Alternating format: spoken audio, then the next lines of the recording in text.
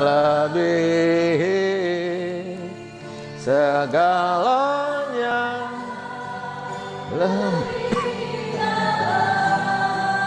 Ku menyembah dalam roh dan kebenaran.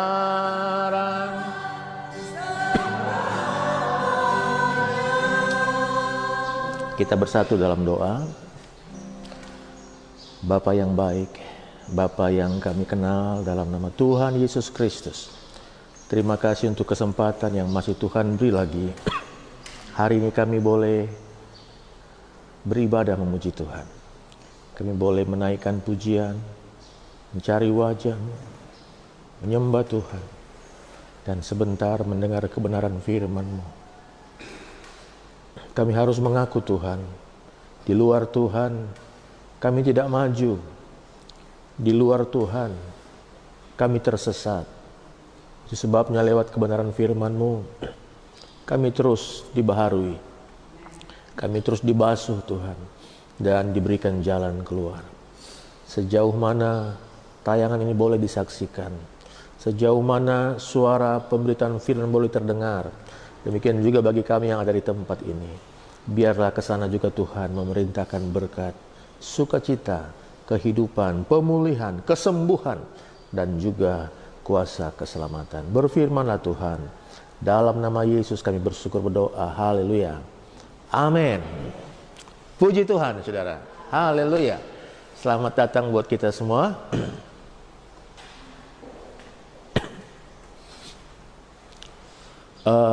Semakin banyak yang menghubungi kami bahwa dengan setia mereka mengikuti tayangan ini, ya, yang selama ini mungkin saya tidak duga, ternyata ada cukup banyak yang setia terus mengikuti tayangan ini, bahkan dari luar pulau, dan beberapa di antara mereka akan membuat kesaksian, ya, ada jamahan Tuhan dalam kehidupan mereka. Dan hari ini kita semua akan diberkati. Bisa bilang amin, saudara? Iya. Di Jakarta ada Bang Niko dengan teman-teman, ada Widya Sihombing dengan saudara-saudara kita yang lain, Hilda, Iren, kemudian ada Wahyu, Dian, ada Ayu, ya. Di Medan ada Wahyu Pasaribu, ada keluarga Pak Barus, Bang Doni. Di Binjai ada Mama Devin baru Manalu. Di Batam juga ada Esther, ada Remi Silaban, ada Timo Tarigan. Di Tanah Karo juga, saudara. Demikian juga anak-anak saya dengan setia di Bali dan di Kalimantan Timur, bahkan Sulawesi, ya. Dan hari ini sekelompok anak-anak Tuhan juga sedang menyaksikan di Pineng, ya, di Kuala Lumpur. Bahkan jemaat yang terkasih, ya, Sinai saya sapa lebih dahulu, sebab mereka sering kompak satu rayon sama-sama menonton, saudara. Puji Tuhan, Sinai, Tuhan memberkati. Demikian juga saudara-saudara kita dari semua rayon yang sedang menyaksikan tayang ini, terkhusus buat kita yang ada di ruangan ini. Kita akan diberkati, amin, saudara, ya. Hari ini firman Tuhan, judulnya adalah jangan suka melihat kesalahan orang. Jangan suka melihat kesalahan orang. Coba kita lihat dulu dalam kitab 1 Timotius. Kitab 1 Timotius, kita akan membaca di dalam pasal yang keempat. 1 Timotius 4. Kita akan membuka di dalam ayatnya yang ke-16.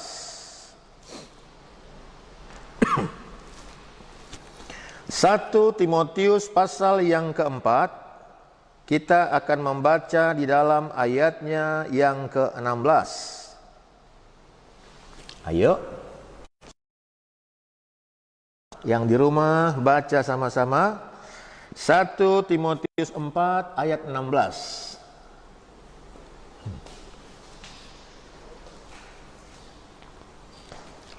1 Timotius 4 ayat 16, kita baca 2, 3. Awasilah dirimu sendiri dan awasilah ajaranmu, bertekunlah dalam semuanya itu, Karena dengan berbuat demikian, engkau akan menyelamatkan dirimu dan semua orang yang mendengar engkau. Surat Paulus ini ditujukan kepada Timotius, seorang gembala yang masih muda. Dia katakan di sini, Timotius, awasilah dirimu sendiri dan awasilah ajaranmu. Awasilah dirimu sendiri dan awasilah ajaranmu.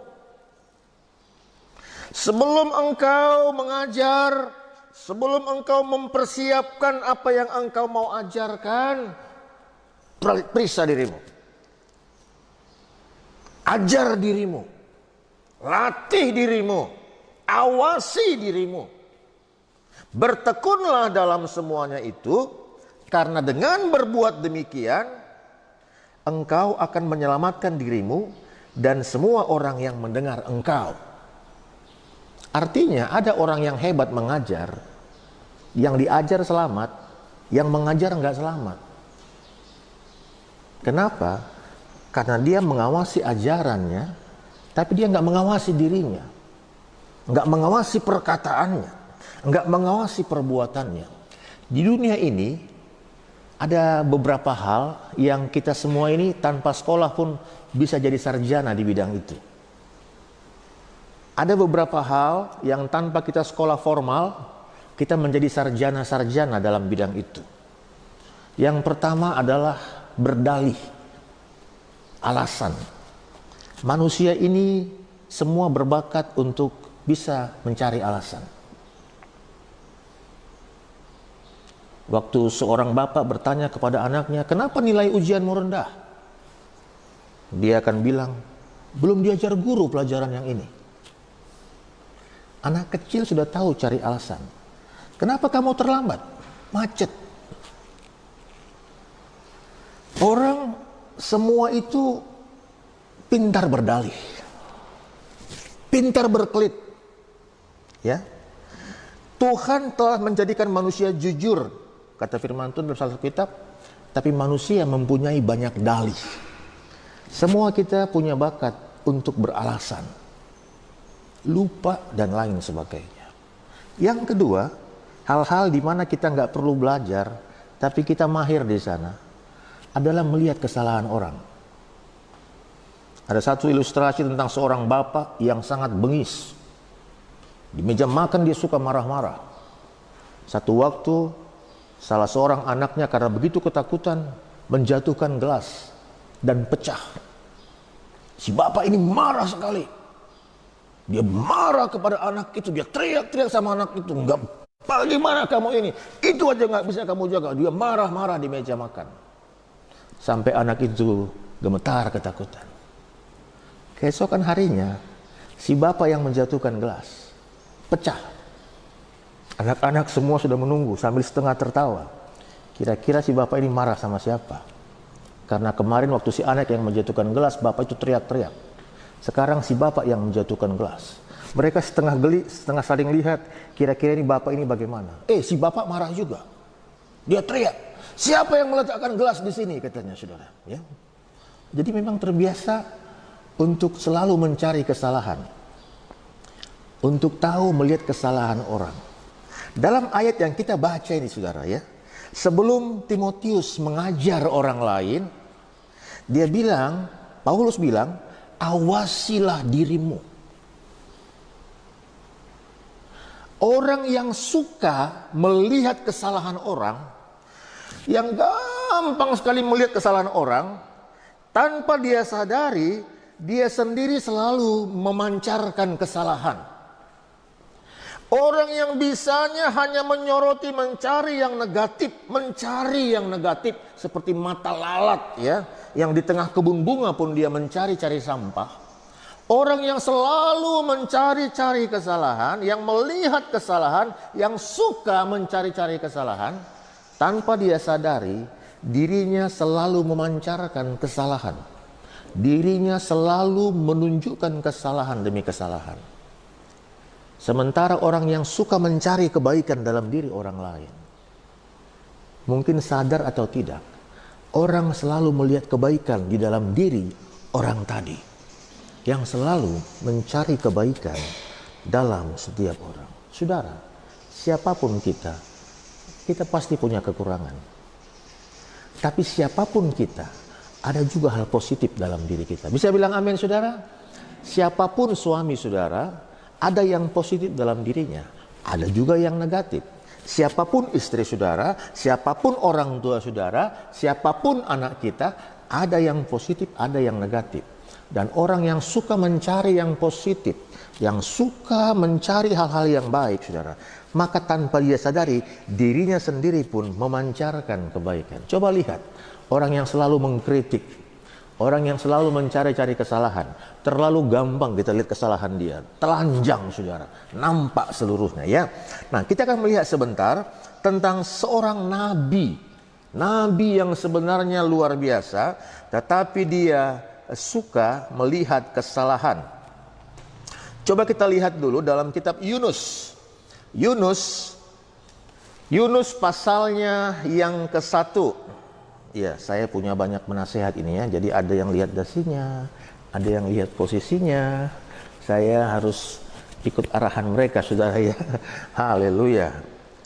Kita melihat dalam kitab Yunus pasal 1 ayat 1 mulai, saudara ya. Coba sama-sama kita buka, kita baca Yunus pasal 1 ayat 1 mulai. Datanglah firman Tuhan kepada Yunus bin Amitai demikian. Pergilah ke Niniwe, kota yang besar itu. Berserulah terhadap mereka, karena kejahatannya telah sampai kepadaku. Tetapi Yunus bersiap untuk melarikan diri ke Tarsis, jauh dari hadapan Tuhan. Ia pergi ke Yafo dan mendapat di sana sebuah kapal yang akan berangkat ke Tarsis. Ia membayar biaya perjalanannya, lalu naik kapal itu untuk berlayar bersama-sama dengan mereka ke Tarsis, jauh dari hadapan Tuhan.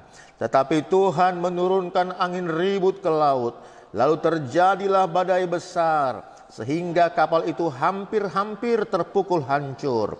Awak kapal menjadi takut, masing-masing berteriak-teriak kepada Allahnya. Dan mereka membuang ke dalam laut segala muatan kapal itu untuk meringankannya. Tetapi Yunus telah turun ke dalam ruang kapal yang paling bawah dan berbaring di situ, lalu tertidur dengan nyenyak.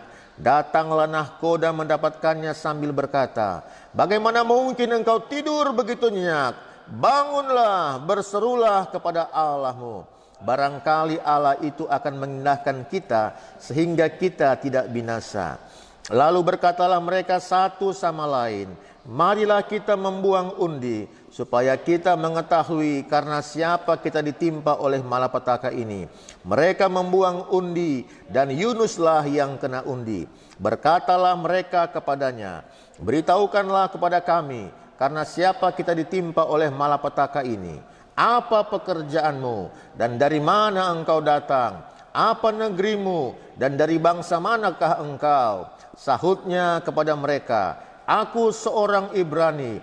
Aku takut akan Tuhan, Allah yang empunya langit, yang telah menjadikan lautan dan daratan."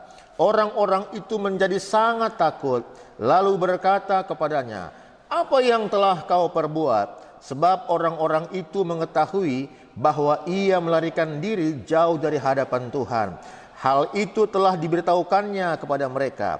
Bertanyalah mereka, "Akan kami apakan engkau, supaya laut menjadi reda dan tidak menyerang kami lagi, sebab laut semakin bergelora?" Sahutnya kepada mereka, "Angkatlah aku, campakkanlah aku ke dalam laut, maka laut akan menjadi reda dan tidak menyerang kamu lagi. Sebab aku tahu bahwa karena akulah badai ini menyerang kamu." Lalu berdayunglah orang-orang itu dengan sekuat tenaga untuk membawa kapal itu kembali ke darat. Tapi mereka tidak sanggup, sebab laut semakin bergelora menyerang mereka. Lalu berserulah mereka kepada Tuhan, katanya, "Ya Tuhan, janganlah kiranya engkau biarkan kami binasa karena nyawa orang ini. Dan janganlah engkau tanggungkan kepada kami darah orang yang tidak bersalah." sebab Engkau Tuhan telah berbuat seperti yang Engkau kehendaki. Kemudian mereka mengangkat Yunus, lalu mencampakkannya ke dalam laut, dan laut berhenti mengamuk. Nabi Yunus ini diperkirakan hidup di abad ke-8 sebelum Masehi. Ya, abad ke-8 sebelum Masehi. Zamannya kurang lebih sama dengan zaman Nabi Elia. Secara tradisi, orang Yahudi percaya bahwa Nabi Yunus ini adalah anak janda Sarfat. Jadi kalau secara tradisi itu adalah cerita turun-temurun, saudara, ya, bahwa Nabi Yunus ini diperkirakan adalah anak dari janda Sarfat yang memelihara Nabi Yunus, tertulis di kitab 1 Raja-Raja pasal 17. Dan sesudah janda Sarfat ini memelihara Nabi Elia, saudara, maka kemudian anaknya mati. Elia berdoa dan anak ini hidup kembali. Nah, secara tradisi orang Yahudi percaya bahwa Nabi Yunus ini adalah anak dari janda Sarfat.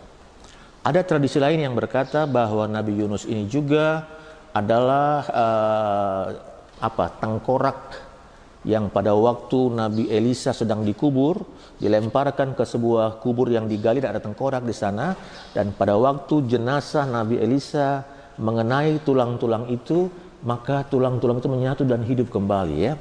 Jadi ada dua tradisi Yahudi bahwa Nabi Yunus ini adalah anak janda Sarfat atau tulang-tulang yang dari mayat yang akhirnya kena mayat Elisa dan menjadi bangkit kembali. Dia hidup di abad ke-8 sebelum Masehi. Tuhan perintahkan untuk pergi menginjil ke Niniwe. Niniwe itu adalah ibu kota Assyria. Asyur sekarang itu identik dengan Mosul di Irak. Jadi Tuhan suruh Nabi Yunus berangkat ke Niniwe. Niniwe itu kota besar. Kota besar kata Alkitab, penduduknya 120.000. Waktu gereja ini sedang dibangun, baru dibangun, saudara, dari blok depan itu ke sana, ini nggak ada apa-apa. Ini bangunan pertama, ya. Dari bangunan di depan pastori itu masih ilalang semua. Ini bangunan pertama, sehingga bangunan depan itu waktu dibangun, itu airnya dari sini, dari bangunan kita ini. Itu tahun 2005, ini dibangun 2005 dan selesai tahun 2007. Tahun 2005, blok ini masih kosong. Saya pertama kali ke Jakarta tahun 77. Jakarta itu masih, banyak sekali tanah lapang, banyak tanah kosong, lalu lintas masih sepi. Kenapa? Tahun 1977, abad ke-20, tahun 1977, sekarang sumber macet. Nah, abad ke-8 sebelum Masehi, Niniwe sudah berpenduduk 120.000. Udah kota yang sangat besar. Saudara, kitab Yunus ini adalah salah satu kitab yang sangat penting. Dalam perayaan Yom Kippur, ya, 2 minggu kita dengar firman Tuhan tentang perang Yom Kippur, yaitu hari penebusan. Dalam perayaan Yom Kippur, perayaan agama terbesar di Israel, maka kitab Nabi Yunus ini itu wajib dibaca dalam bahasa Ibrani sepanjang pasal 1-4. Jadi kitab Nabi Yunus ini salah satu kitab yang sangat penting. Nah, Tuhan suruh dia dari Yerusalem berangkat ke Niniwe, ke utara. Tapi Yunus pergi ke Yafo. Jadi dia harusnya bisa lewat jalan darat ke utara, tapi dia pergi ke pelabuhan. Yafo itu sekarang adalah Jaffa, ya, pelabuhan di pertengahan Israel. Dia pergi ke Jaffa untuk beli tiket dan berangkat ke Tarsis ke bawah. Tuhan suruh ke atas bisa lewat darat, tapi dia ke pelabuhan, jalan air menuju ke Tarsis. Kenapa? Karena pada waktu zaman Nabi Yunus ini hidup, saudara, maka Asyur ini adalah musuh Israel. Asyur ini atau ibu kotanya Niniwe ini, saudara, adalah kota yang jahat. Kota penuh pertumpahan darah. Dalam kitab Nahum dikatakan bahwa setiap hari Ada mayat-mayat yang bergelimpangan, perampok-perampok merajalela, pembunuh-pembunuh merajalela, sehingga kitab Nahum berkata orang sering tersandung kepada mayat. Mayat-mayat itu berserakan. Kota jahat, kota sundal, kota yang begitu jahat. Saudara, kira-kira kalau Tuhan jumpakan saudara dengan orang yang sangat terkenal jahat, ya, betul-betul jahat, dan Tuhan saudara melayani berjerilah, kira-kira bagaimana? Nah, Yunus di posisi itu. Tuhan katakan dalam ayat 1, bangunlah, pergilah ke Niniwe, kota yang besar itu. Berserulah terhadap mereka, karena kejahatannya telah sampai kepadaku. Yunus tidak mau. Kenapa? Di mata Yunus, Niniwe itu jahat. Orang yang suka melihat kesalahan orang lain, artinya memang dia nggak bisa melihat yang positif. Lihatnya yang jahat aja. Nggak bisa memuji orang. Carinya kelemahan orang saja. Orang yang seperti itu cenderung gampang untuk meninggalkan Tuhan. Dan kalau sudah meninggalkan Tuhan, lama-lama gampang mempersalahkan Tuhan. Suami yang suka kali melihat kesalahan istrinya, nggak bisa memuji istrinya, tidak ada yang positif dalam diri istrinya, orang ini akan gampang meninggalkan pelayanan. Sama, seorang istri yang hanya bisa melihat kekurangan suaminya, tidak pernah memuji atau menghargai suaminya, dia juga gampang meninggalkan pelayanan dan lama-lama menyalahkan Tuhan. Orang yang suka melihat kesalahan itu gampang mengutuki, memaki-maki. Satu waktu ada sebuah universitas di Amerika membuat sebuah penelitian tentang seorang yang selalu kasar, memaki-maki, mengutuk-ngutuk. Lalu kepada orang ini diberikan sebuah selang di mulutnya. Jadi dia dengan hawa dari mulutnya, itu uapnya itu ditampung, saudara. Ditampung uap dari mulut, tampung. Uap dari hawa mulut ditampung. Hawa seorang yang suka memaki-maki dan mengutuk ditampung. Kemudian dicampur dengan makanan, babi. Jadi dicampur uapnya itu dengan makanan babi. Dibedakan, ada yang diberikan makan itu, ada yang tidak campur dengan itu. Maka babi yang diberi makan dengan campuran uap dari mulut orang itu mati, saudara. Ternyata uap dari mulut seorang penghujat yang selalu memaki-maki itu punya daya racun mematikan. Ada penelitian lagi di Jepang tentang satu area tanaman bunga dan buah yang setiap hari disumpahi tanaman itu, disumpahi, dan kemudian habis disumpahi didengarkan suara musikan yang syair-syair itu tentang neraka, kutuk, hujat, maki, dibuat seperti itu. Yang satu lagi selalu dipuji tanaman itu. Kemudian sesudah dipuji, diperdengarkan alunan musik-musik klasik, musik-musik yang merdu. Tanaman yang pertama itu layu dan kering. Ternyata tanaman pun bisa bereaksi. Pada waktu sering mendengar hujatan, sumpah serapah, caci maki, kata-kata yang jahat, dia layu. Sementara tanaman yang sering dipuji, engkau tanaman yang baik, engkau bunga yang indah, engkau sangat memberkati, diperdengarkan musik yang harmoni, saudara, tanaman itu segar sekali. Padahal diberikan jumlah air yang sama. Ada di area yang kurang lebih sama, saudara. Alangkah dahsyatnya perkataan. Bayangkan kalau kata-katamu ibu kepada anakmu adalah sumpah serapah. Bayangkan ibu kalau kata-katamu kepada suami adalah sumpah serapah. Alangkah layu semangat hidupnya. Kering, gersam. Bayangkan Bapak kalau kata-katamu kepada anakmu adalah sumpah serapah, mencari-cari kesalahan terus, maka layulah semangat hidup anakmu. Nah, Yunus tidak mau pergi ke Niniwe. Dia berangkat ke Tarsis. Dia belakangi Tuhan. Kenapa? Karena di mata Yunus, Niniwe itu jahat. Niniwe itu musuh. Kota sundal, kota pembunuh, kota jahat, kota perampok. Dia nggak mau. Dia belakangi Tuhan. Dan dengan kuasa Tuhan datanglah badai, menghantam kapal tempat Nuh sedang ikut berlayar. Yunus bilang apa, saudara? Yunus, maaf ya, bukan Nuh, Yunus. Yunus bilang apa? Lemparkanlah aku ke laut. Dia lebih pilih mati, saudara, daripada minta ampun sama Tuhan. Dia lebih pilih mati daripada mengikut Tuhan. Ya. Dia lebih pilih mati daripada mengakui dosanya kepada Tuhan. Ada seorang pengacara terkenal di negeri pernah berkata, ada dua hal yang paling susah dikerjakan oleh manusia normal, katanya. Yang pertama adalah mengakui kesalahannya. Dan yang nomor dua, bayar hutang. Ada dua hal yang manusia normal susah lakukan. Mengakui kesalahannya dan bayar hutang.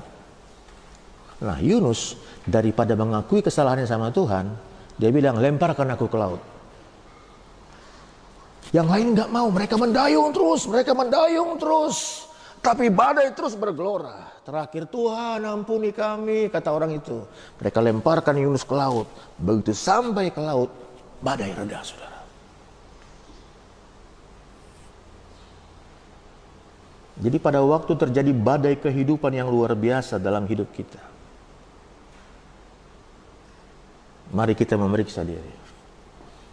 Tadi malam kami besuk kepada seorang jemaat, mungkin sedang menyaksikan tayangan ini, yang sudah kurang lebih mungkin hampir setengah tahun tidak beribadah. Ternyata 2 malam lalu mereka dirampok, saudara. Jam 11 malam dirampok, kemudian perampok sudah menancapkan pisau di leher. Jam 11 malam mereka dihentikan, kemudian dipecahkan kaca mobil, dan pisau sudah di leher, saudara. Akhirnya sekian belas juta uang diambil, handphone diambil. Tahu apa yang beliau katakan? Tuhan masih sayang sama saya. Tuhan tegur saya karena saya lama nggak ikut beribadah. Kadang-kadang pada waktu badai kehidupan datang dalam hidup kita, adalah cara Tuhan untuk mengingatkan saya dan saudara kembali sama Tuhan. Nuh disuruh ke Niniwe, dia berangkat ke Tarsis, dia belakangi Tuhan, dia pergi jauh dari hadapan Tuhan. Kenapa? Karena matanya melihat kesalahan orang Niniwe. Kita lanjut, saudara. Dalam pasalnya yang ketiga, Yunus pasal yang ketiga, kita melihat dalam pasal ini, Yunus 3 ayat 1, datanglah firman Tuhan kepada Yunus untuk kedua kalinya, demikian. Bangunlah, pergilah ke Niniwe, kota yang besar itu, dan sampaikanlah kepadanya seruan yang kufirmankan kepadamu. Bersiaplah Yunus lalu pergi ke Niniwe. Jadi kita lihat, saudara, tadinya Yunus dari Yerusalem. Yerusalem itu kurang lebih di peta Israel, ya. Kalau peta Israel itu ibaratkan seperti pangkal siku ini ke atas, dia memanjang ke atas. Israel itu bentuknya itu seperti memanjang ke atas begini, saudara. Nah, Yerusalem itu kurang lebih di tengah. Yafo itu di tengah, Java itu di tengah. Tuhan suruh dia ke Niniwe. Dia berangkat ke Tarsis. Di tengah jalan badai datang, dia dimakan ikan. Kalau saya melihat ayat-ayat ini, ikannya membawa dia mengarah ke arah Niniwe, saudara. Karena nggak diceritakan lagi dia berangkat lewat darat atau lewat kapal. Jadi ikannya mungkin membawa dia ke arah Niniwe. Dimuntahkan di pantainya, saudara. Tuhan bilang dalam pasal yang ketiga, ayat 1, datanglah firman Tuhan kepada Yunus untuk kedua kalinya, demikian. Bangunlah, pergilah ke Niniwe, kota yang besar itu, dan sampaikanlah kepadanya seruan yang kufirmankan kepadamu. Bersiaplah Yunus lalu pergi ke Niniwe sesuai dengan firman Allah. Niniwe adalah sebuah kota yang mengagumkan besarnya, 3 hari perjalanan luasnya. Mulailah Yunus masuk ke dalam kota itu, sehari perjalanan jauhnya, lalu berseru, 40 hari lagi, maka Niniwe akan ditunggang balikkan. Yunus penginjilan, dia jalan sehari perjalanan, dan dia mulai berseru, dia mulai menginjil di jalan-jalan. Dia katakan 40 hari lagi Niniwe akan ditunggang balikkan. Ya. Ada kota di Alkitab yang ditunggang balikkan, Sodom dan Gomora. Hujan belerang, gempa bumi, terbakar kota itu, saudara. Yunus menginjil, 40 hari lagi Niniwe akan ditunggang balikkan. Dia dengan puas nih, rasain kamu Niniwe, kamu musuh Israel, kamu kota jahat, 40 hari lagi maka Niniwe akan ditunggang balikkan. Makanya kadang-kadang ada orang yang suka khotbahnya marah-marah, saudara. Ada yang mungkin kesaksiannya juga suka marah-marah, ya. Maaf, kuselipkan kesaksian ini untuk para pengkhotbah, baik pengkhotbah di rayon-rayon, pengkhotbah di Alkitab, di gereja, pengkhotbah dimanapun. Ada satu kisah tentang pengkhotbah yang sangat kejam. Yang sangat kejam. Kalau khotbah marah-marah, dia sangat kejam. Ternyata ada backgroundnya. Pada masa mudanya, dia disuruh oleh ayahnya menggembalakan babi. Satu waktu, salah satu babinya hilang. Dia cari kemana-mana, babi itu nggak dapat. Pada waktu dia pulang, dia bilang sama bapaknya, "Bapak, salah satu babi hilang." Bapaknya marah sekali. "Cari babi itu. Sebelum dapat, jangan pulang." Dia cari babi itu, dia cari beberapa waktu, 1, 2 dia cari, nggak ketemu. Dia datang hari berikutnya. "Mana babinya?" Tidak dapat bapak. Si bapak marah sekali. Kemudian iris daun telinga anak itu. Dia bilang, "Makan. Babi itu lebih berharga dari kamu." Anak ini memakan irisan daging telinga karena bapaknya yang mengiris telinganya sendiri. Si bapak mengiris daun telinga si anak dan menyuruh si anak itu memakan irisan daun telinganya sendiri. Dengan air mata tangisan. Dengan hati yang marah, "Aku benci kepadamu Bapak." Anak ini jadi pengkhotbah. Dia menjadi pengkhotbah yang pemarah, saudara. Menjadi gembala yang memaki-maki. Kenapa? Karena dia menyimpan dendam kepada bapaknya. Kembali ke Nabi Yunus. Dia puaskan amarahnya kepada orang Niniwe. Dia menginjil, "Hai Niniwe, 40 hari lagi Niniwe akan ditunggang balikkan." Siap dia menginjil, saudara. Orang Niniwe-nya percaya sama Tuhan. Begitu mereka mendengar firman Tuhan, mereka bertobat. Mereka berpuasa. Bapak-bapak, anak-anak puasa semua. Pakai kain kabung. Nggak ada yang berpakaian bagus.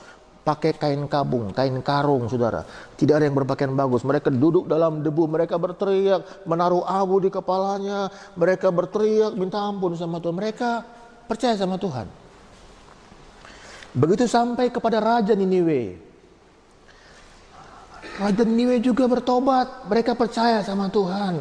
Raja perintahkan seluruh rakyat, laki-laki, perempuan, dewasa, anak-anak, domba, kambing, lembu, puasa semua. Semua puasa. Binatang disuruh puasa.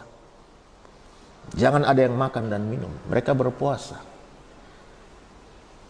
Akhirnya kemarahan Tuhan surut. Niniwe nggak jadi ditunggang balikkan. Coba kita lihat pasal yang keempat, saudara. Pasal yang keempat kitab Yunus.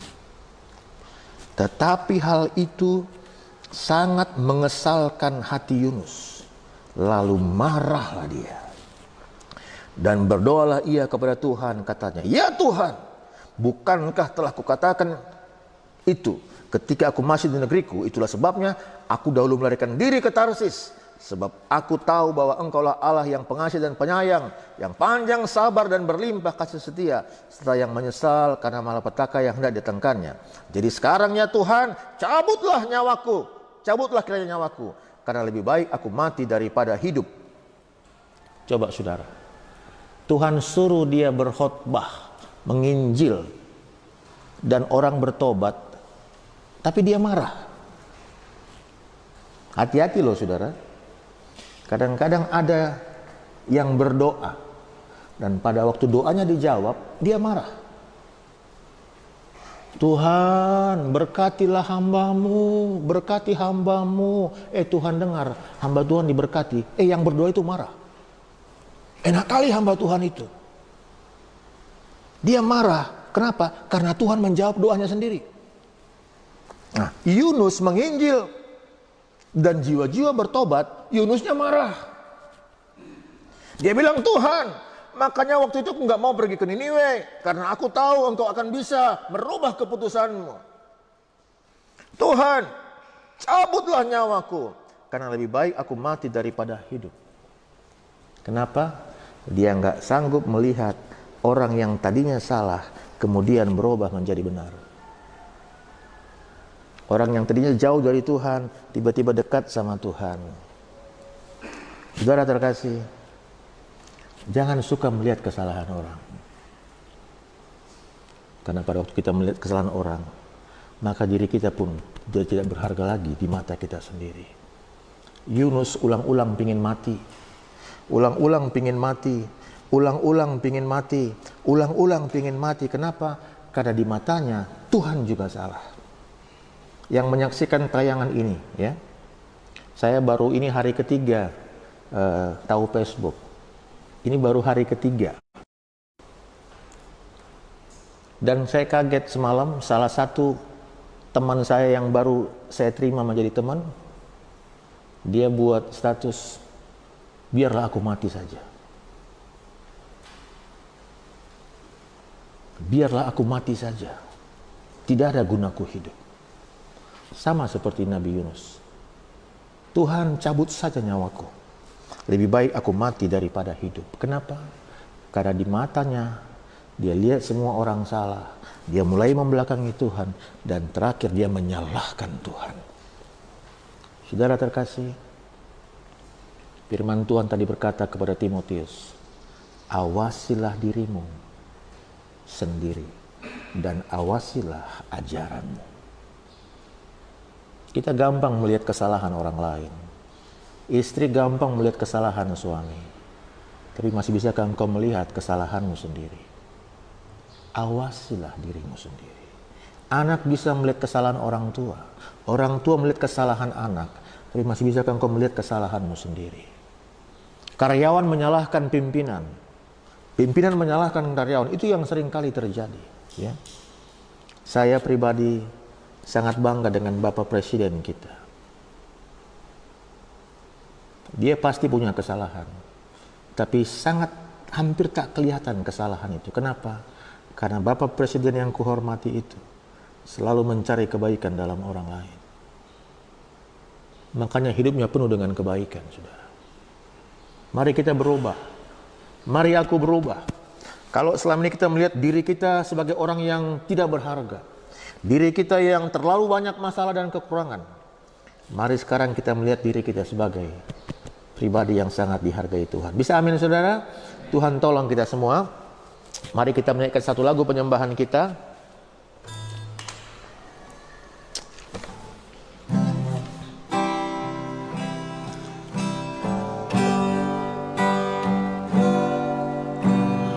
Belum pernah ada kasih di dunia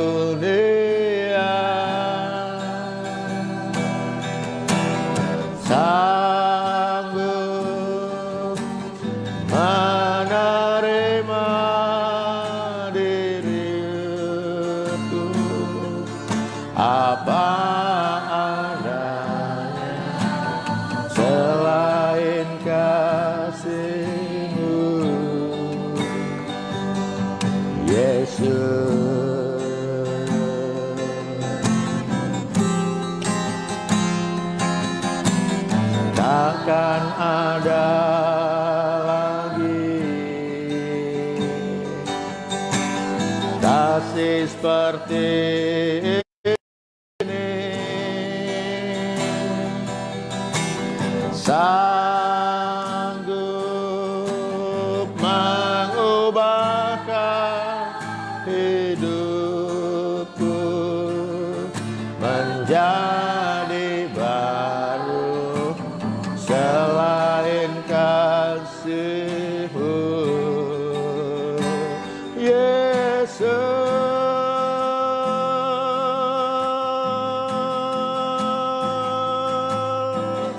Aku kagumi dalam hati kasih-Mu tiada duanya, sampai kini ku akui kasih-Mu tiada duanya. Jangan suka cari kesalahan, bahkan jangan berkati dirimu, saudara. Berkati hari depanmu, berkati masa depanmu. Ucapkan kata-kata berkat untuk masa depanmu. Ucapkan kata-kata berkat untuk anak-anakmu. Ucapkan kata-kata berkat untuk karirmu. Ucapkan kata-kata berkat untuk visimu. Ucapkan kata-kata berkat untuk mimpi-mimpimu. Kalau tanaman saja layu dan kering karena sering disumpahi, anakmu juga merasakan hal yang sama. Suamimu merasakan hal yang sama. Dirimu merasakan hal yang sama. Kalau engkau sering menyumpahi, menyesali dirimu, maka imanmu akan kering dan mati. Lihatlah berkat Tuhan. Niniwe yang berdosa saja dikasihi Tuhan, dipulihkan Tuhan. Kau berharga di mata Tuhan. Syukuri anak-anakmu, syukuri rumah tanggamu, syukuri dirimu apa adanya, karena Tuhan mengasihi engkau dan aku. Belum pernah ada kasih di dunia sanggup menerima diriku apa selain kasih-Mu, Yesus. Takkan ada lagi kasih seperti ini, takkan ada lagi kasih seperti ini, sanggup mengubahkan hidupku menjadi baru selain kasih-Mu, Yesus.